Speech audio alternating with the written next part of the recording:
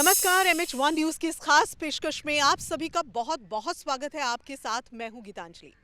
आज अंतर्राष्ट्रीय महिला दिवस है। यूं तो हमारी दिनचर्या में महिलाओं की भूमिका को हम नहीं नकार सकते।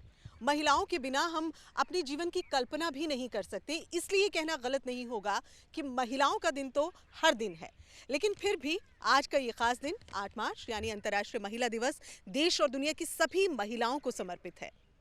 भारत के संदर्भ में अगर हम बात करें तो महिलाओं ने कड़े संघर्ष के बाद खुद को एक पद तक पहुंचाया है। अपनी दृढ़ इच्छा शक्ति और कई तरह की चुनौतियों के बाद अपनी एक अलग पहचान बनाई है। आज MH1 न्यूज भी कुछ ऐसी ही महिलाओं को अपने साथ जोड़ेगा, शामिल करेगा और जानेंगे उनके संघर्षों की कहानी और सफलता के किस्से।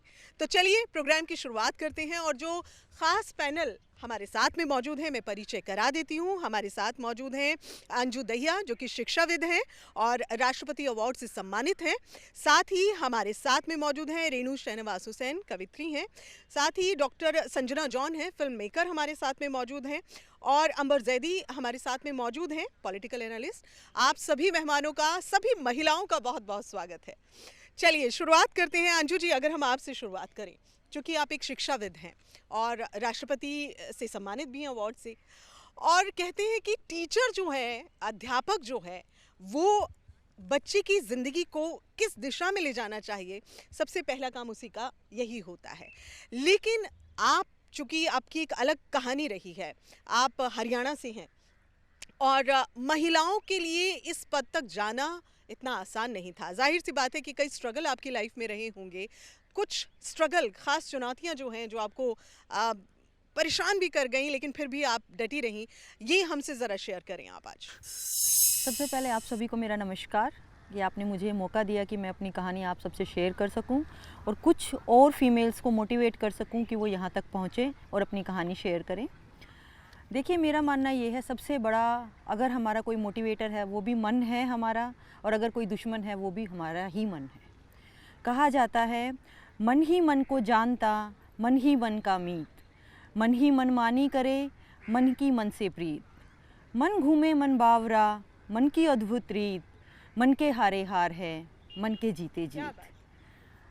मेरे सबसे ज़्यादा जो मोटिवेशन रही है वो ये पंक्तियाँ रही हैं, जिनको कोई भी काम करने से पहले मैं एक बार मेमोराइज़ ज़रूर करती हूँ। क्योंकि देखिए, सबसे बड़ा अगर हम मानते हैं हमारा विरोध करने वाला है, जब हम किसी काम को शुरुआत से करते हैं तो हमारा मन होता है। हमारा मन हमें कई बार चुनौतियाँ देता है कि काश, क्या पता आप ये काम कर पाओगे या नहीं कर पाओगे। अगर आप सक्सेस नहीं होते हो तो आपको ये देखना पड़ेगा, आपको ये सुनना पड़ेगा, सोसाइटी क्या कहेगी, लोग क्या कहेंगे और पता नहीं क्या क्या। सबसे पहले आपको अपने मन को निश्चय देना पड़ता है कि हमें ये काम करना ही है, मैं कर लूँगी, ऐसा कोई काम है ही नहीं जो मैं नहीं कर पाऊँगी। देखिए, मैं एक सरकारी स्कूल की अध्यापिका हूँ और सरकारी स्कूल में सबसे बड़ी चुनौती होती है हमारे पास, हमारे जो बच्चे आ रहे हैं उनका पेरेंटल सपोर्ट। उनके जो पेरेंट्स हैं वो हमारे लिए बस नाम के पेरेंट्स होते हैं, वो बच्चों को गाइड नहीं कर सकते, मोटिवेट नहीं कर सकते। उनके सर्कमस्टांसेस ऐसे रहते हैं कि वो बच्चों को नहीं गाइड कर सकते उन्हें क्या करना है लाइफ में। और उनका सपोर्ट अगर हमें नहीं है तो पेरेंट्स के लिए, हमें बच्चों के लिए हमारी जो ड्यूटी होती है वो डबल हो जाती है।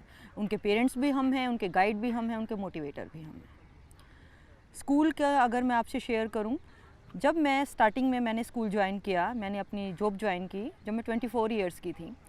स्कूल के अंदर एंटर करते ही मुझे लगता था क्या बस हमारा इतना ही काम है कि हम बच्चों को पढ़ाएं या बच्चों को क्लासरूम तक हम लिमिट करके रखें और बच्चे इसके अलावा कुछ नहीं कर सकते, या जो बच्चे पढ़ाई में अच्छे नहीं हैं उन बच्चों का क्या। कोई बच्चा बहुत अच्छा डांसर है, कोई माउंटेनियरिंग में बहुत अच्छा है, कोई साइंस में बहुत अच्छा है, तो कोई बहुत अच्छी पेंटिंग कर रहा है। लेकिन जो बच्चे एजुकेशन सेक्टर में अच्छे हैं, जिनका एकेडमिक्स अच्छा है, वो बच्चे सबको प्रिय हैं। बाकी जो और बच्चे हैं उनको एक तरह से नज़रअंदाज किया जा रहा है। तो उस दिन मैंने ये ठाना था कि बच्चों की केवल मुझे एकेडमिक्स ही नहीं इम्प्रूव करनी है, मुझे बच्चों को ऑल राउंड डेवलपमेंट की तरफ लेके जाना। बहुत बढ़िया, बहुत बहुत सही अंजू जी आपने सोचा। और देखिए, जैसा मैंने इससे प्रोग्राम की शुरुआत में ही कहा था, जब मैंने अंजू जी को इंट्रोड्यूस किया, तो अध्यापक, अध्यापिका, शिक्षक पर बहुत कुछ निर्भर होता है और बच्चों का भविष्य तय करने में उनकी अहम भूमिका रहती है। चलिए, अब रेणुका श्रीनिवास हुसैन, चूँकि मैम आप कवित्री भी हैं, और इस खास दिन पर चंद लाइनों के साथ, अपनी कविता की चंद लाइनों के साथ मैं चाहती हूँ कि आज के दिन को आप बयां करें। सितमगर के इरादे से मुझे आगे निकलना है। सितमगर के इरादे से मुझे आगे निकलना है कि डर के हर पैमाने से मुझे आगे निकलना है। फलक पर जो भी है रोशन ये दुनिया उसके पीछे है। फलक पर जो भी है रोशन ये दुनिया उसके पीछे है। चमकते उस सितारे से मुझे आगे निकलना है। बहुत बहुत शुक्रिया। और मैं महिला दिवस की शुभकामनाएं अपने सुनने वालों को, देखने वालों को देना चाहती हूँ, पूरे देश को देना चाहती हूँ। और साथ साथ अंजू जी जो टीचर हैं, मैं भी एक टीचर हूँ, संजना जी, अंबर जैदी जी, आप सबको भी मुबारक। मेरे साथ आज जो वक्ता हैं उन्हें मुबारक देते हुए मैं ये कहना चाहती हूँ कि अंजू जी ने बहुत अच्छी बातें कही कि स्कूल में, वो भी सरकारी स्कूल में टीचर हैं और मैं भी सरकारी स्कूल में टीचर हूँ, तो सच में हमारे सामने बहुत चैलेंज होते हैं। ये चैलेंज बच्चे आते हैं क्योंकि उन बच्चों के पास ना तो फैसिलिटीज़ होती हैं, ना उनके पास ट्यूशन्स हैं, ना उनके पास बड़े घर हैं, जगह भी नहीं है और बहुत चीज़ें उनके पास नहीं है और वे लोग बहुत चैलेंजेस का सामना करके स्कूल तक पहुंचते हैं। तो और हमारे पास ये चैलेंज होता है कि हमारे पास एक 40 मिनट का पीरियड होता है, उसी में हमने अपने अपने सब्जेक्ट को पढ़ाना होता है, उसी में हमें बच्चे का पूरा ऑल राउंड बिहेवियर चेक करना होता है और एनालाइज करके उसको आगे ले जाना पड़ता है। तो यही हम रोज़ करते हैं, रोज़ बच्चों की साइकोलॉजी को देखते हैं, पढ़ते हैं, समझते हैं और उन्हें किस क्षेत्र में आगे बढ़ना चाहिए वो सब बताते हैं, भाषा ज्ञान देते हैं। मैं भाषा की टीचर हूँ इसलिए। तो इस तरह की चीज़ें होती हैं और वही चीज़ें लेखनी में भी आ जाती हैं कि जैसे मैंने अभी बताया कि लड़कियों को किस तरह से होना चाहिए, लड़कियों को डरना नहीं है, आगे बढ़ना है। और दिल्ली में रह के, राजधानी में रहकर अगर हमने ये नहीं सिखाया तो फिर बिल्कुल। और बात अगर दिल्ली की हम ना भी करें, हर जगह हम देख रहे हैं कि महिलाएं, छात्राएं, लड़कियां बहुत आगे जा रही हैं, चाहे एजुकेशन का सेक्टर हो या फिर अन्य कोई फील्ड हो, सभी जगह महिलाएं जो हैं वो अपना डंका बजा रही हैं। शायद मैं गलत नहीं कह रही हूँ। तो अब हम चल रहे हैं डॉक्टर संजना जॉन के पास, जो कि फिल्म मेकर है। इस इंडस्ट्री में जुड़ना, इसमें स्ट्रगल करना और अपने आप को एक पद पर कायम करना, अपनी एक जगह बनाना बहुत बड़ा चैलेंज रहा होगा डॉक्टर संजना आपके लिए। कैसे उन चैलेंजेस से आपने पार पाया? थोड़ी सी अपनी ज़रा कुछ एक स्टोरी हमें बताएं कि कैसे आपकी लाइफ में क्या क्या स्ट्रगल ज़्यादा रहे, क्योंकि इस इंडस्ट्री में महिलाओं के लिए बहुत सारी जो तकलीफ़ें हैं, परेशानियां हैं वो रहती हैं। Absolutely. Thank you Geetanjali, thank you MH1। But सबसे ज़्यादा मैं थैंक करना, शुक्रिया अदा करना चाहते हैं हमारा देश का प्रधानमंत्री नरेंद्र मोदी जी को, क्योंकि जब पहले हम कुछ करना चाहते थे काफ़ी दिक्कतें होते थे, ऑब्स्टकल्स होते थे, लेकिन उन्होंने जो पाथ क्रिएट किया, रास्ता बनाया है महिलाओं के लिए, आज तक किसी ने ऐसा नहीं किया। इस बार रिपब्लिक डे पर भी आप देखें, जो परेड पे आगे आया महिलाएं, और हमारा देश का ताकत, शक्ति है महिलाएं। आज हम देखें, अगर आप मीडिया पे देखें या कोई भी इंडस्ट्री में, आगे है महिलाएं। बट इस शक्ति के पीछे जो शक्ति, डेफिनेटली हमें क्रेडिट देने चाहिए हमारा देश के प्रधानमंत्री जी नरेंद्र मोदी जी को। और मेरे इंडस्ट्री है मास मीडिया, कम्युनिकेशन, फिल्म हो, टेलीविज़न हो, एंटरटेनमेंट हो, it's a very powerful media, क्योंकि लोगों को, जैसे एक एजुकेशनिस्ट टीचर बच्चों को दिमाग में बना सकते, मोल्ड कर सकते, उससे ज़्यादा एक मीडिया ऑफ कम्युनिकेशन है एंटरटेनमेंट। सो इस मीडियम के माध्यम के थ्रू अगर आप अच्छा फैलाते हैं, डेफिनेटली मेंटालिटी बदलेगा। जब वायलेंस, नेगेटिविटी, ब्रूटैलिटी एंड सबसे ज़्यादा अगर हम औरतों के खिलाफ गंदगी दिखा रहे हैं, इट्स गोइंग टू रिफ्लेक्ट। सो मैं चाहती, और मेरा सोशली मोबिलाइज ही नहीं, मोटिवेटिंग फिल्म्स है जो मैं बनवाती और करना चाहती आगे भी। हम चाहते कि सबसे ज़्यादा इज्जत हो, संस्कार हो। हमारी संस्कार भूल जाते फिर कुछ भी नहीं। तो मैं पूरे मेरी ज़िंदगी ऑलमोस्ट मैंने इंडिया के बाहर रह चुकी हूँ, लेकिन मैंने अपना संस्कार कभी भूली नहीं। भाषा को संजना जी, ये बहुत बड़ी बात है कि अपनी जड़ों से जुड़ाव जो है वो रहना चाहिए। और ये शायद भारत की महिलाएं बखूबी जानती हैं कि भले ही वो कहीं भी चले जाएं, भले ही किसी भी क्षेत्र में कार्यरत हों, लेकिन फिर भी जो एक महिला की भूमिका है उसको वो बेहतर समझती हैं। और इसी वजह से भारत की जो महिलाएं हैं वो देश ही नहीं विदेश में भी अपना डंका बजाती हैं। चलिए अब हम रुख करें रेणु शहनवाज हुसैन की ओर। माफ़ कीजिएगा, हम रुख करें अंबर जैदी जी की ओर, पॉलिटिकल एनालिस्ट। अंबर जैदी जी, आपका तो फील्ड ही बहुत डिफरेंट है। देखिए, आज हमारे पास हर फील्ड से तकरीबन हमारे साथ महिलाएं हैं, और जैसे मैंने कहा कि सबके संघर्ष की एक अलग कहानी रही होगी। आपकी संघर्ष की क्या कहानी रही, ज़रा हमें बताएं। अपने संघर्षों के वो दिन अगर आप आज याद करती हैं और आज आप अपने आप को देखती हैं, तो क्या फ़र्क महसूस करती हैं और कितना प्राउड फील करती हैं? देखिए, सबसे पहले तो आपको और हमारे साथ मौजूद सभी को, अंजू जी और रेणु जी, संजना जी और जितने भी हमारे दर्शक देख रहे हैं, उन सबको महिला दिवस की हार्दिक शुभकामनाएं। सिर्फ महिलाओं को नहीं बल्कि पुरुषों को भी, क्योंकि पुरुषों को भी महिला दिवस सेलिब्रेट करना बहुत ज़रूरी है।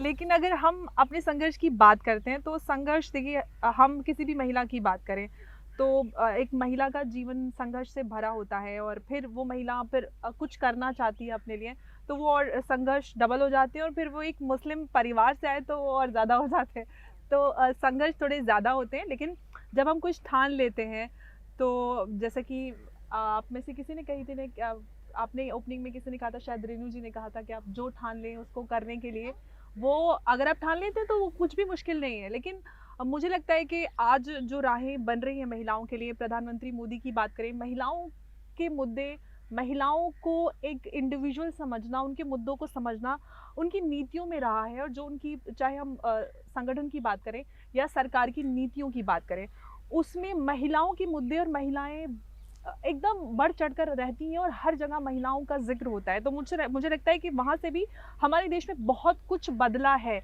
हर फील्ड में महिलाएं जिस तरह से आगे आ रही हैं, चाहे हम वोटिंग की ही बात करें, उससे पहले महिलाएं बहुत कम वोट करती थी, शायद उनके अपने ओपिनियन नहीं होते थे कि कहाँ वोट करना है, शायद परिवार में किसी पुरुष के कहने पर ही महिलाएं वोट कर देती थी। आज महिलाओं के मुद्दों को राजनीति का हिस्सा बनाया जाता है, उनके मुद्दों पर बड़े अहम फैसले होते हैं। एग्जैक्टली तो जिस तरह से प्रधानमंत्री मोदी ने महिलाओं के मुद्दों को, महिलाओं को एक इंडिविजुअल मानकर उनको वो शक्ति दी है, उनमें वो कॉन्फिडेंस दिया है, वो अपने आप में बहुत खूबसूरत है। उसके बाद से ही हमने जो देश में क्रांति देखी है, हालांकि जो कुछ हुआ है वो काफ़ी नहीं है, मैं उसको काफ़ी नहीं मानती, क्योंकि मैं बराबरी के अधिकार में विश्वास रखती हूँ। और बराबरी का मतलब ये नहीं कि हम पुरुषों के अगेंस्ट है, जो हमारा है वो अधिकार हमें मिले। और मुझे नहीं लगता कि महिलाएं अभी तक वहाँ पहुँची है जहाँ तक वो पहुँचनी चाहिए, क्योंकि किसी भी क्षेत्र में हम ये ज़रूर बात करते हैं, जिक्र करते हैं कि महिलाएं बहुत आगे बढ़ रही हैं, लेकिन अभी भी महिलाएं बहुत पीछे हैं, बहुत लंबा सफ़र तय करना बाकी है। और हम सब इसी तरह से आगे आकर अपनी बात रखेंगे तो शायद बिल्कुल सही कह रही हैं आप। कहने से बात आसान भी हो जाती है, और कहने से बात हमारे अलावा कहीं और भी पहुंचती है, और जब पहुंचती है तो लगता है कि शायद कोई और अच्छा रास्ता मिले या फिर कोई अच्छा हल निकल आए। चलिए अंजू जी, जैसा मैंने आपसे जिक्र किया, एक स्ट्रगल की कहानी हम कह रहे हैं, सबकी अपनी अपनी रही होगी। आप चूँकि हरियाणा से आती हैं, हमने कई ऐसी कहानियाँ, किस्से सुने हैं कि महिलाओं को बहुत संघर्ष करना पड़ता है। सबसे पहला संघर्ष तो परिवार वालों से ही होता है कि आप अब पढ़ाई को रोक दीजिए, अब आप पढ़ाई मत करिए, अब आप जल्दी शादी कर लीजिए, या फिर बस अब बहुत हो गया, अब ठीक है सब छोड़िए, इस तरह से होता है। जब आपने अपने करियर को शुरू किया, जब आप पढ़ रही थी, तो क्या कुछ इस तरह का प्रेशर था, इस तरह का कोई प्रेशर झेलते हुए आप आगे बढ़ी, या थोड़ा ईजी हो गया? और ऐसे किस्से या फिर ऐसी जो बातें हैं वो आप कई और स्टूडेंट्स के साथ अब देख रही हैं? जी बिल्कुल, जब हम स्टूडेंट थे, जब हमारा संघर्ष का जो लेवल था या संघर्ष की टाइप थी वो कुछ अलग थी। उस टाइम तक बस सोच इतनी ही थी, मार्क्स लेने हैं, पढ़ना है, फ्रेंड्स से आगे निकलना है, ये एक सोच थी हमारी उस टाइम पे। लेकिन उस टाइम पे इतने ट्यूशन्स नहीं होते थे, इतनी फैसिलिटीज़ नहीं होती थी, पेरेंट्स वर्किंग थे तो उनके पास बिल्कुल टाइम नहीं था। और सबसे बड़ी जो मुझे लगता है कि इशू जो है उस टाइम पे जो मैंने झेला है, या मुझे जो लगा कि मुझे नहीं उस सिचुएशन से जाना चाहिए था, मुझे लगता है कि मेरे पेरेंट्स के पास टाइम नहीं था। उनके पास टाइम किस लिए नहीं था? क्योंकि दोनों वर्किंग थे। अब या तो अपने बच्चों को अच्छी ज़िंदगी देने के लिए, जी मेरी मदर भी वर्किंग थी, और मेरी मदर का जो ऑफिस टाइम था 9 to 5 था। और बहुत टाइम ऐसा होता है कि जब एक फ़ीमेल चाइल्ड को स्पेशली एक मदर सपोर्ट की ज़रूरत होती है, इमोशनली भी, और बहुत सारी और भी चीज़ें होती हैं।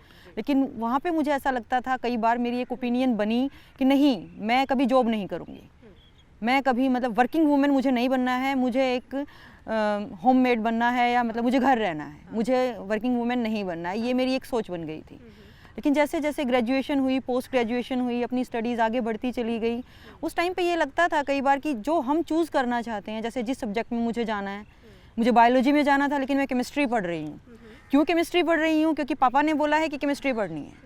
एक ये जो सोच थी बच्चों की भी, हमारी खुद की भी, क्योंकि मैंने ये नहीं बोला अपने पापा को कभी, अपने पेरेंट्स को, कि नहीं मुझे तो बायोलॉजी पढ़नी है, इतनी हिम्मत ही नहीं थी। तो इसी चीज़ के लिए थोड़ा सा मुझे लगता है कि जो फीमेल्स हैं या जो गर्ल चाइल्ड हैं, बच्चे जो हैं, उनके अंदर कम से कम अपनी बात कहने की ताकत तो होनी चाहिए। इतनी हिम्मत तो उनमें हो कि वो अपनी बात रख पाएँ। ये बात ठीक है कि पेरेंट्स हमारे बड़े हैं, वो हमारे लिए अच्छा सोचेंगे, अच्छी राय हमें देंगे, लेकिन एक बार अपनी बात तो रखें। बहुत सारे बच्चे मैं अपने आसपास आज भी ऐसे देखती हूँ जो इसी सिचुएशन में हैं, वो अपने पेरेंट्स के सामने अपनी बात ही नहीं रख पाते हैं। संघर्ष तो वो सोच ही नहीं सकते हैं कि हम कर सकते हैं। उनने अपना माइंड सेटअप कर रखा है, प्रिपेयर कर रखा है कि हमें करना ही नहीं है।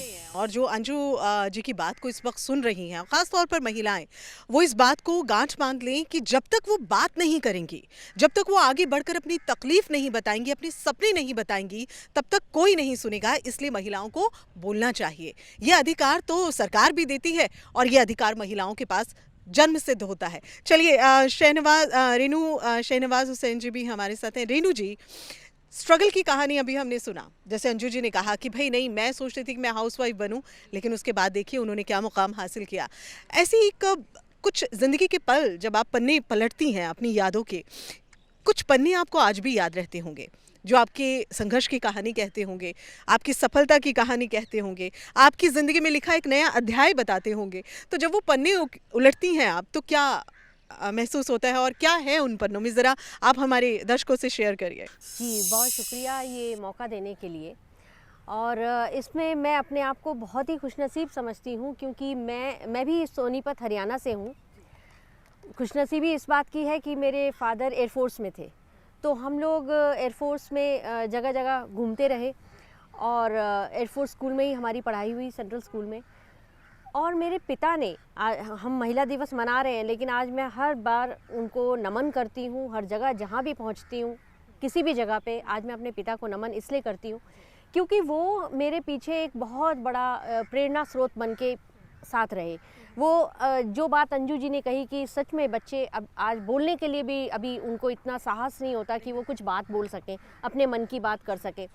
उस समय मैं भी इसी तरह की लड़की थी कि जल्दी नहीं बोल पाती थी, लेकिन मैं, ऐसा होता है कि महिलाओं को बोलने का बहुत ज़्यादा अधिकार नहीं दिया जाता। हाँ, भले ही लड़की कहीं से भी हो, लेकिन अक्सर ये होता है कि नहीं, तुम्हें इतनी समझ नहीं है, हाँ, हम डिसाइड करेंगे। ये समस्या रहती तो मेरे पिता ने मुझे पूरी, मैं घर की बड़ी बेटी थी, तो मेरे पिता ने मुझे शुरू से ये कहा कि तुम मेरी बेटी नहीं हो, बेटा हो, और तुम्हें आगे आना है, तुम्हें बोलना है। वो मुझे स्कूल में जब स्पीच कंपटीशन होता था, कोई भी कंपटीशन होता था, वो मुझे हमेशा प्रोत्साहित करते थे कि तुम्हें आगे आना है, चाहे फेलियर हो, चाहे जीत जाओ, चाहे थोड़े कम में रहो, लेकिन तुम्हें पार्टिसिपेट करना है। पार्टिसिपेशन सबसे बड़ी बात है। तो ऐसा करते करते मतलब उन्होंने बिल्कुल हम भाई बहनों को, और सबसे बड़ी बात ये हुई कि शादी के से पहले ही मेरी माँ भी बहुत मतलब खुले विचारों की थी। यानी ये कहती थी कि बेटा, हम वो वैसी माँ नहीं है कि जो दहेज के लिए पैसे जमा करें। एक होता है ना, बचपन से हम 2 बहनें थी, 2 भाई थे, तो कभी मेरे पेरेंट्स ने हम लोगों को कभी ये नहीं कहा कि भाई नहीं अभी पैसे जमा करने, या तुम ये मत करो। मेरी बहन स्पोर्ट्स गर्ल बनी और मैं टीचर बनी, या जितना भी जो भी बन पाई, फ्रीडम रही। लिखने की भी फ्रीडम मुझे मेरे पिता ने दी। उन्होंने कहा कि खूब लिखो, जैसा भी लिखती हो कोई बात नहीं, गलत सही लिखो। तो लिखते लिखते आज एक कॉन्फिडेंस आ गया मन में। और आगे फिर उन्होंने कहा कि दहेज, हम जो दहेज दे रहे हैं वो दहेज है शिक्षा। हम आपको सिर्फ़ और सिर्फ शिक्षा देंगे, आप अपने पैरों पे खड़े हो जाइए, आपको जो बनना है बनिए, ये हमारी तरफ से आपके लिए दहेज। देखिए कितनी बड़ी बात है। और ये समझदारी या फिर ये कह लीजिए कि इस तरह के कदम हर पेरेंट्स को उठाने चाहिए अपनी लड़कियों के लिए, क्योंकि महिलाएं किसी पर बोझ नहीं है। आज वो मानसिकता भी बदल चुकी है, आज वो टाइम भी बदल चुका है, इसलिए सभी को अब बदल जाना चाहिए और महिलाओं को देखने का नज़रिया बिल्कुल चेंज कर लेना चाहिए। डॉक्टर संजना जॉन, जैसे स्ट्रगल की कहानी हम लगातार बात कर रहे हैं, ये शायद हम इसलिए भी कर रहे हैं क्योंकि देश की महिलाएं ये जाने कि महिलाओं के लिए चुनौतियां हमेशा रहती हैं, चाहे वो कहीं कार्यरत हो तब चुनौती रहती है, या मैरिड हो, घर को देख रही हो तब भी एक बड़ी चुनौती रहती है। और जैसे मैंने प्रोग्राम की शुरुआत में ही कहा था कि महिलाओं के बिना हम अपना जीवन सोच भी नहीं सकते हैं, तो ये एक बड़ी प्राउड की बात है महिलाओं के लिए।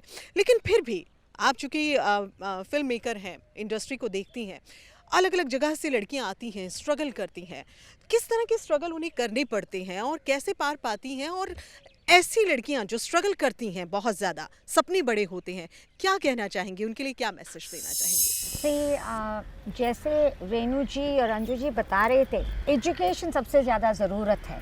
कोई भी फील्ड में जाए आपको एक बेसिक फाउंडेशनल शिक्षा की ज़रूरत है। उसके बाद आप कोई फील्ड में सक्सेसफुल हो या ना हो, आप एक पेंटर बनना चाहते हैं, डांसर बनना चाहते हैं, सिंगर बनना चाहते हैं, ये सब रिलेटिव है, अगर बने ना बने, बट आपके अंदर अगर बेसिक शिक्षा हो, आप कहीं ना कहीं कोई ना कोई कम से कम कर सकते हैं। कोई तो मुकाम हासिल कर ही ले। तो जो चीज़ है जो मैंने देखा, क्योंकि मैं पूरे वर्ल्ड में रह चुकी हूँ, पढ़ चुकी हूँ, इंडिया में, देश में हम बोलते हैं शक्ति औरत है, लेकिन इस शक्ति के साथ साथ हम जुड़ते हैं एक शादी का बोझ, कि लड़की बोझ बन के आती है। ये बिल्कुल गलत है, ये सोच हमें हटाना बहुत ज़रूरत है। और जैसे रेनू जी के घर में बोला, आई थिंक ये सोच होना ज़रूरत है, लड़की को अपने पैर पे खड़ा करवाना, उसको खुद एक इंडिपेंडेंट बनवाने के लिए। अगर वो कर दिया, वही आपका दहेज बन गया, और वो कहीं भी गई, वो घर की लक्ष्मी ही नहीं, घर की शक्ति बनती है। तो ये चीज़ हर एक घर में और हर एक इंडस्ट्री में ज़रूरत है।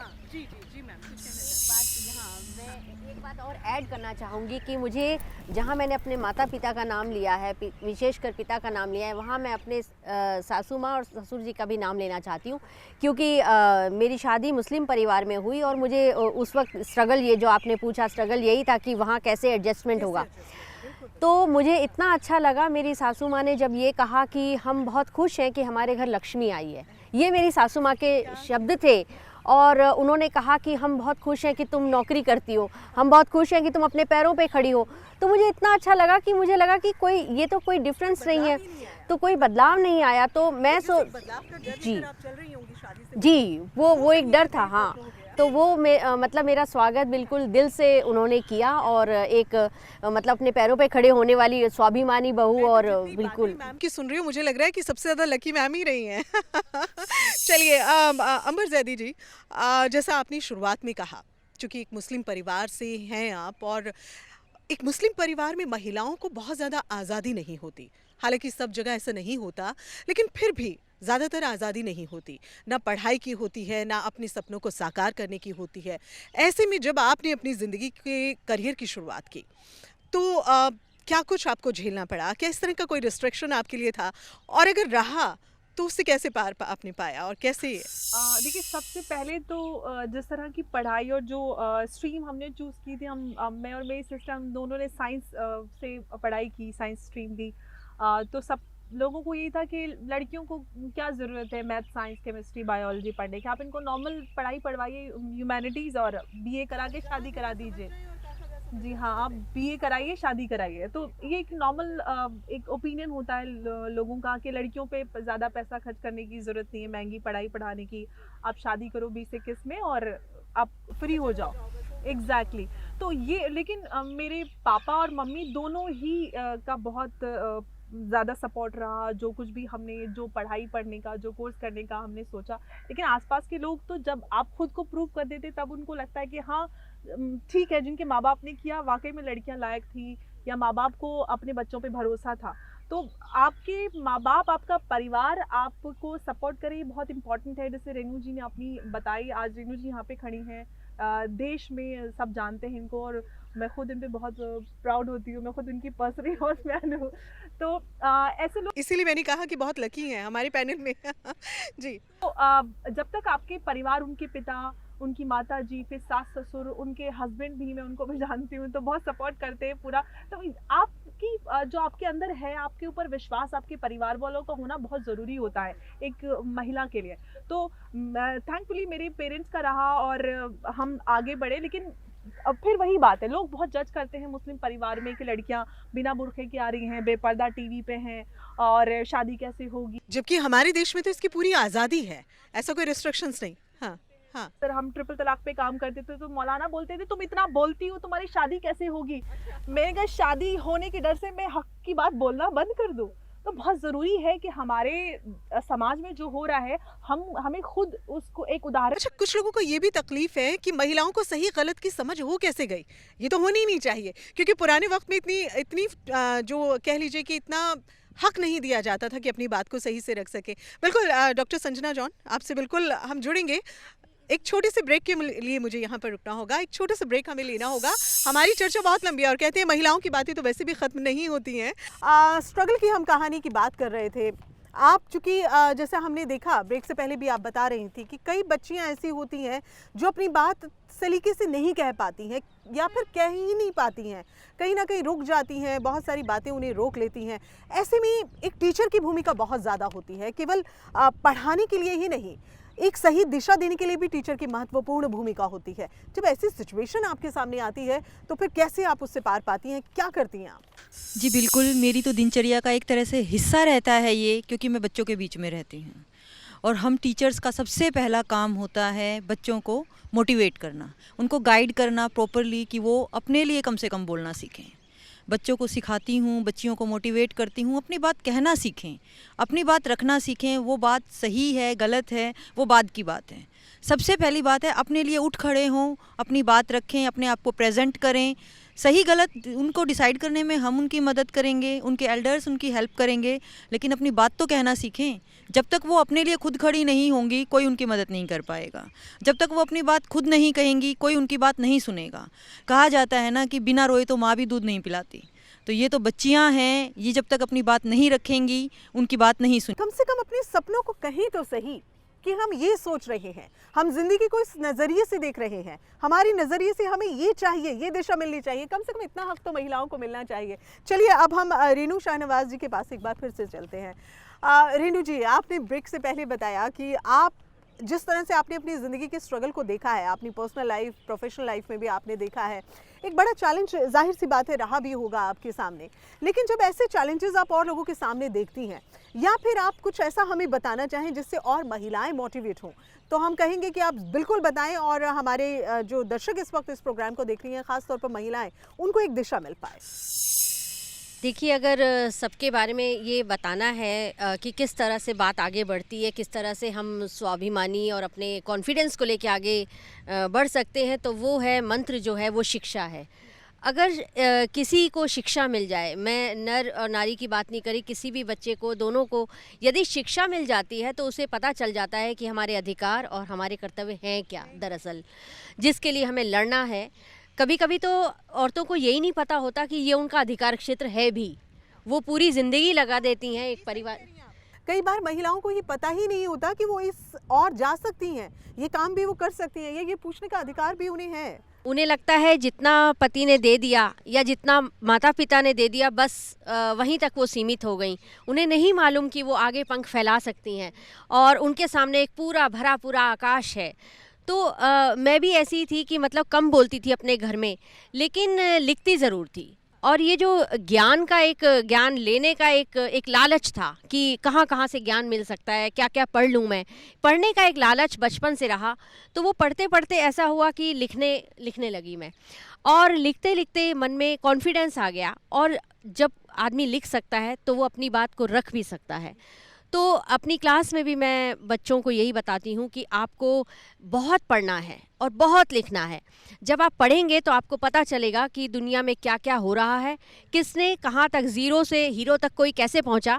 हरियाणा की बात करूँ तो संतोष यादव जी को भी इसी तरह से रोका गया था, जिन्होंने 2 बार एवरेस्ट को छुआ, एवरेस्ट की चोटी तक पहुँची वो। तो हमारे कोर्स में ये चैप्टर भी है। तो मैं उनको कहती हूँ, देखिए एक वो लड़की थी, उसको भी इस तरह के कपड़े पहनने के, मतलब बॉयज कपड़े पहनने के लिए मना किया गया था और पहाड़ पे चढ़ना तो बहुत दूर की बात थी, लेकिन उस लड़की ने अपने मन की जो ठान ली वो की और आज उसका एक नाम है। अच्छा रीनू जी, जैसे आपने कहा कि परिवार से आपको बहुत कुछ मिला और ये सबको नहीं मिल पाता है, ऐसे में पेरेंट्स की भूमिका कितनी अहम हो जाती है बच्चियों के पूर्ण विकास के लिए, कह लीजिए विकास हर दिशा में होना चाहिए, तो परिवार में पेरेंट्स की क्या भूमिका रहती है? पेरेंट्स को खास तौर पर आप क्या बोलना चाहेंगे अगर कहें तो? अगर जो मैंने अपने माँ बाप में देखा, ठीक है, एक सामंजस्य था, एक प्रेम था और बच्चों को आगे बढ़ाने की एक ललक थी, तो ये मेरे सामने जो उनका दृश्य था, एक आइडियल पेरेंट्स जिसे मैं कह सकती हूँ।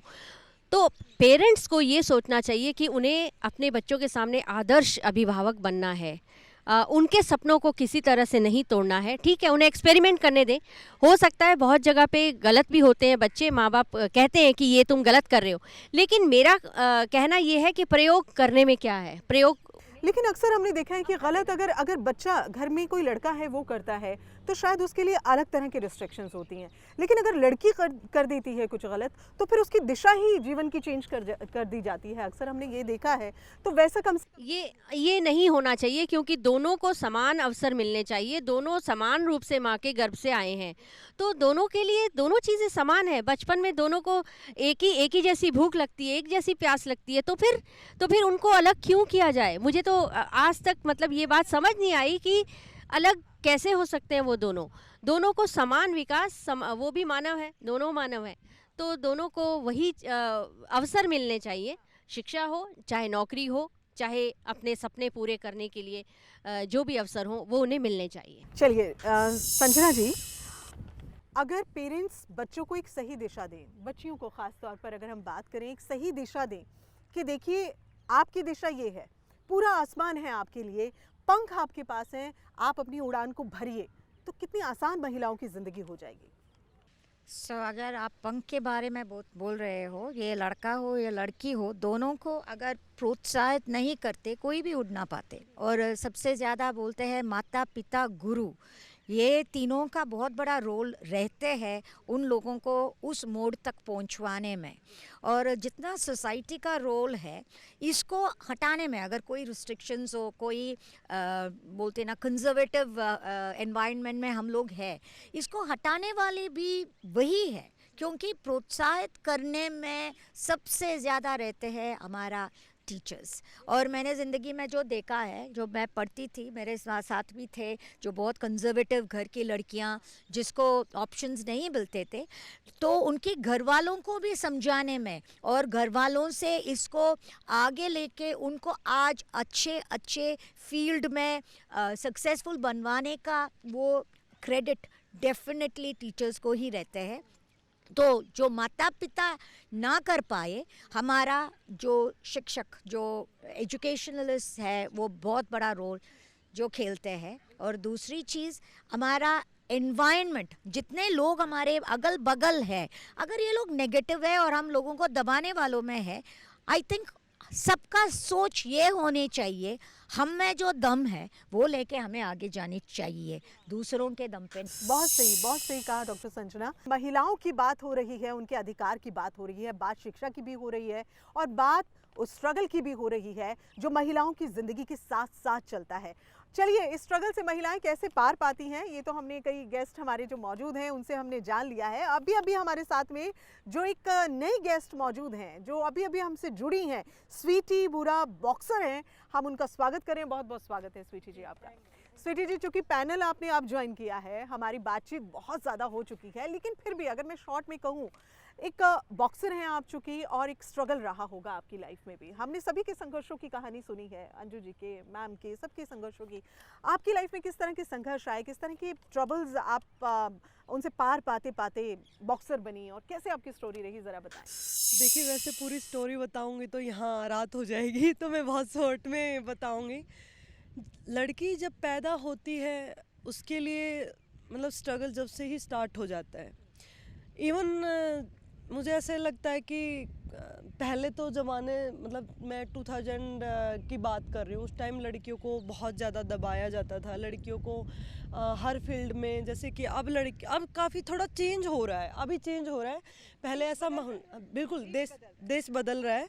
तो पहले ऐसा माहौल नहीं था। तो मैंने बचपन से मतलब देखा है। हालांकि मेरी फैमिली में मैंने ये नहीं देखा कि मैं लड़की हूँ लड़का हूँ इस टाइप का भेदभाव, लेकिन सामने वाले पड़ोस वाले एहसास करवाते रहते थे कि मैं लड़की हूँ।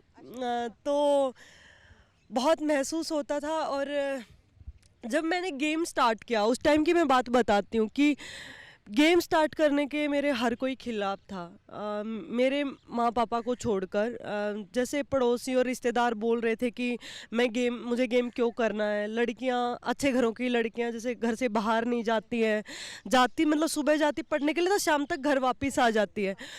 मतलब इतनी आज़ादी नहीं है कि आप अपने लिए खुद से कोई फील्ड चुन सकें, और ये फील्ड तो वैसे ही बिल्कुल मत चुनिए, ऐसा कुछ रहा होगा। जी जी।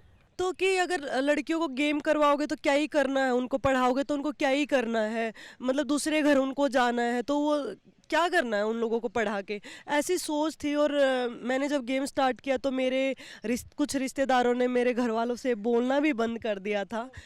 और उस टाइम बहुत बुरा लगता था। और मुझे कहीं ना कहीं अब भी ऐसे लगता है कि काश मैं लड़का होती, अगर मेरे को बिल्कुल बिल्कुल बिल्कुल अलग होती।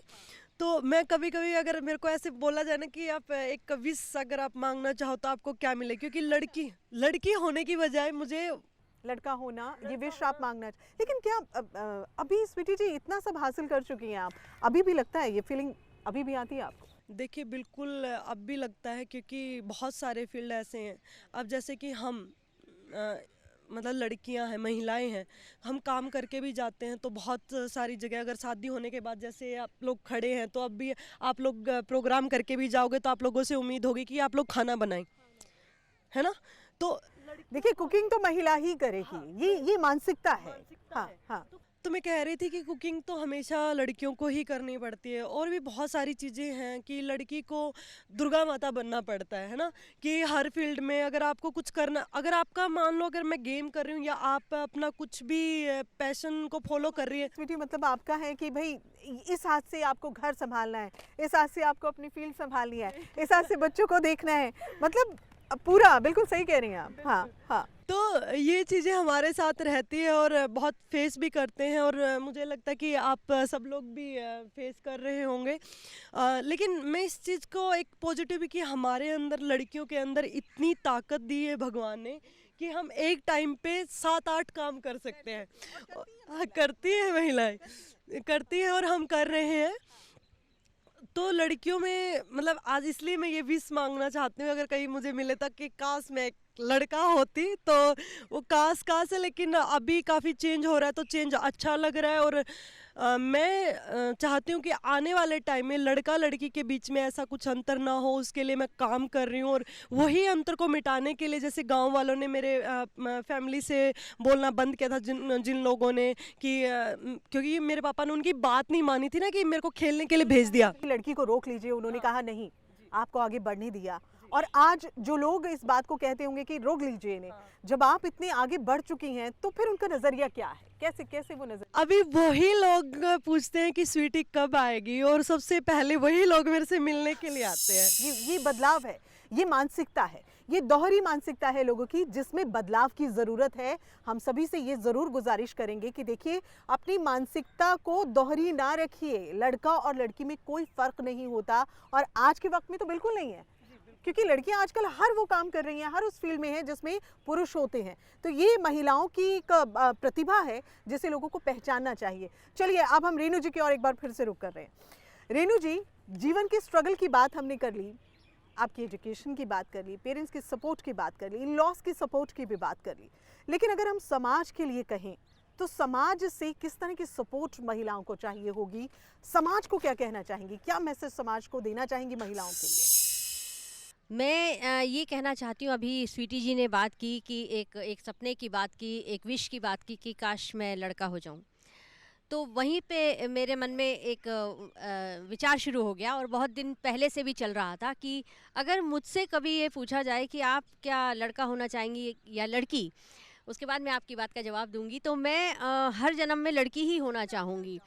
क्योंकि मुझे लगता है कि लड़की जो है वो एक सौंदर्य है, वो ईश्वर ने एक प्रकृति का एक सौंदर्य का एक जो नमूना उतारा है, वो स्त्री है, वो नारी है, वो लड़की है। अगर आप सोचिए ना, अगर स्त्रियां इस दुनिया से हट जाएं तो क्या संसार सुंदर हो पाएगा? शुरुआत में ही कहा कि महिलाओं के बिना जीवन को सोचना ही निराधार है। निराधार है। तो ये जो आधी आबादी है, हम बहुत खूबसूरत हैं। तो मुझे लगता है कि हमें मुझे तो हर जन्म में, क्योंकि और खासकर भारत में महिला की जो रिस्पेक्ट है वो ठीक है, अब अभी नहीं है, और हम संघर्ष भी कर रहे हैं और बहुत मिल भी चुका है, हमें काफ़ी सफलता हासिल कर ली हमने।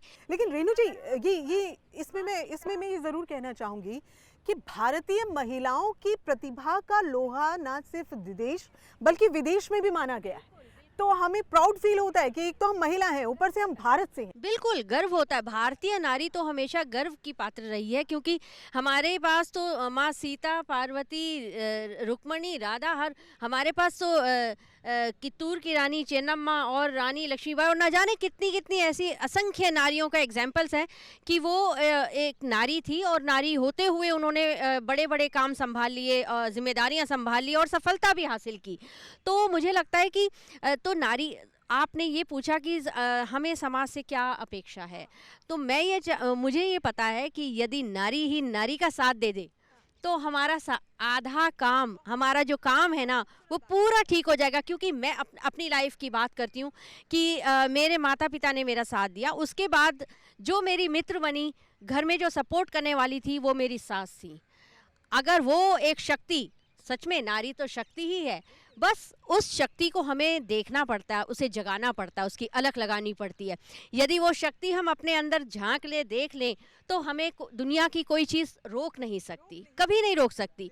क्योंकि हमारे पास वो भी एग्जाम्पल है, नारियों ने उड़ान भर ली, साइंटिस्ट हो गई, और हमारे सामने देखिए एग्जाम्पल खड़ी हुई हैं की है ना रुकेगी, डटी है, डटी है, डटी है, भी कभी रुक ही नहीं सकती।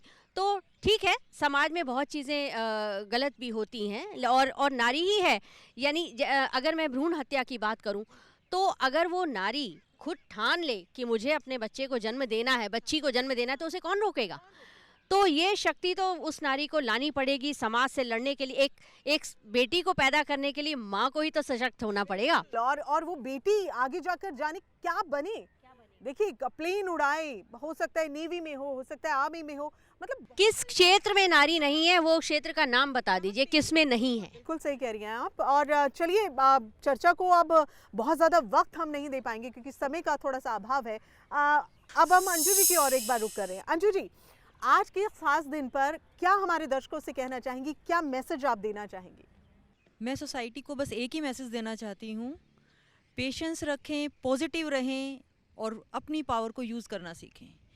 स्पेशली फीमेल्स, जैसे कि हम सभी आज अंतर्राष्ट्रीय महिला दिवस मना रहे हैं, तो महिलाओं के लिए मेरा ये मैसेज है, अपनी बात कहना सीखें, अपनी बात रखना सीखें, अपने लिए लड़ना सीखें, पॉजिटिव रहें। आसपास के एनवायरनमेंट में जो भी हो रहा है, नेगेटिव या पॉजिटिव, उससे पॉजिटिविटी को गेन करने की कोशिश करें।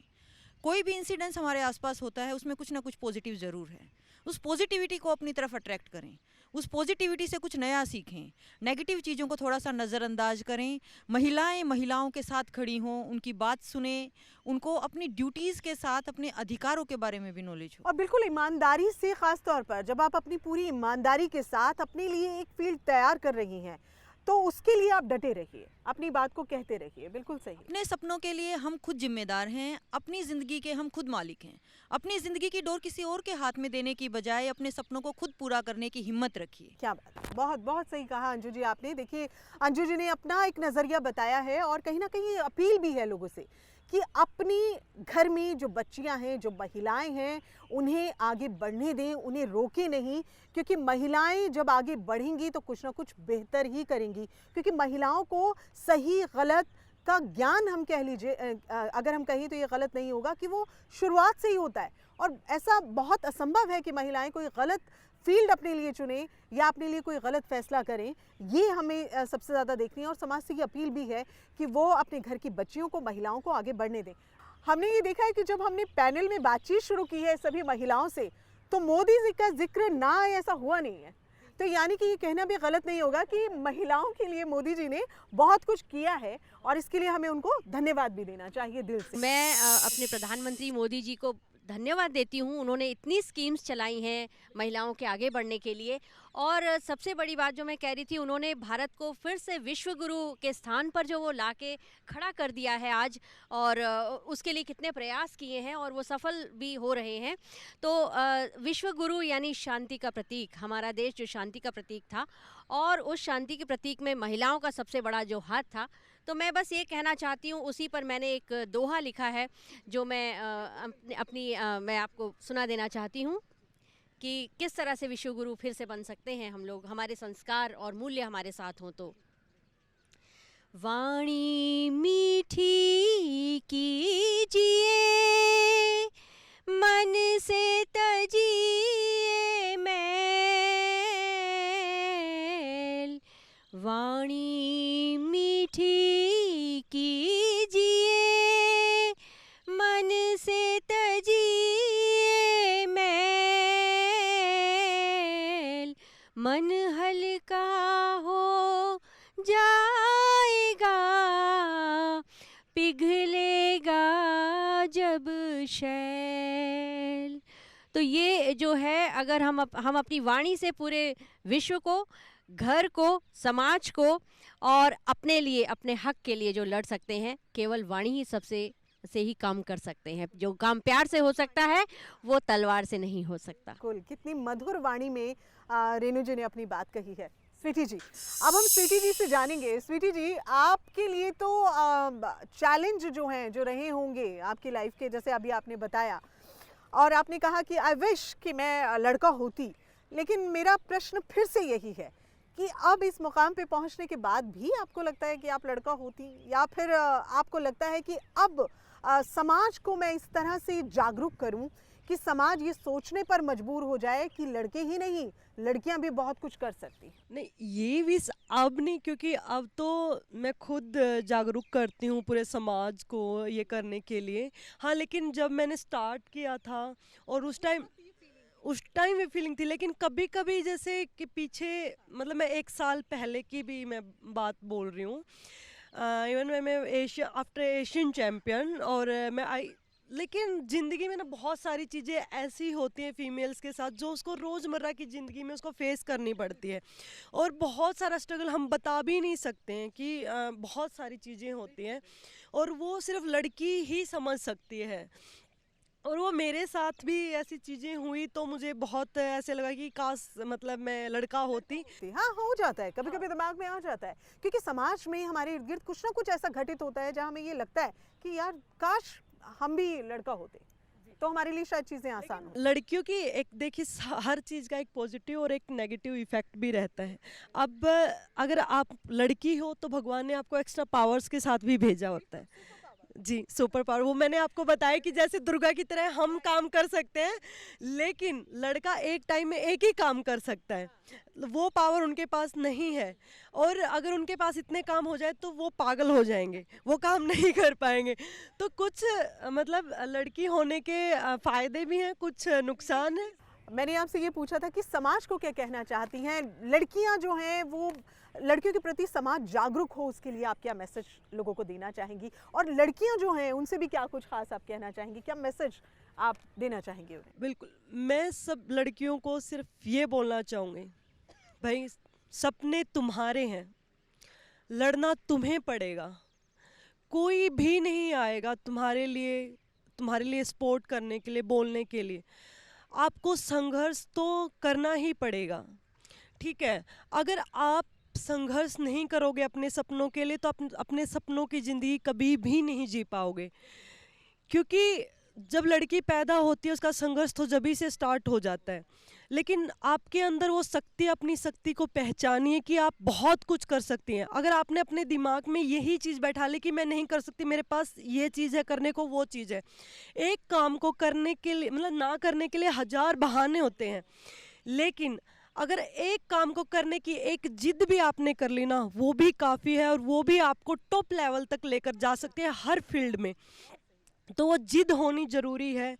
वो मैं ये बोलना चाहूँगी कि अगर वो आपके अंदर वो जिद है और मेहनत करने का उतना जज्बा है, तो कोई भी चीज़ इस दुनिया में ऐसी नहीं है जिसको आप पा नहीं सकते।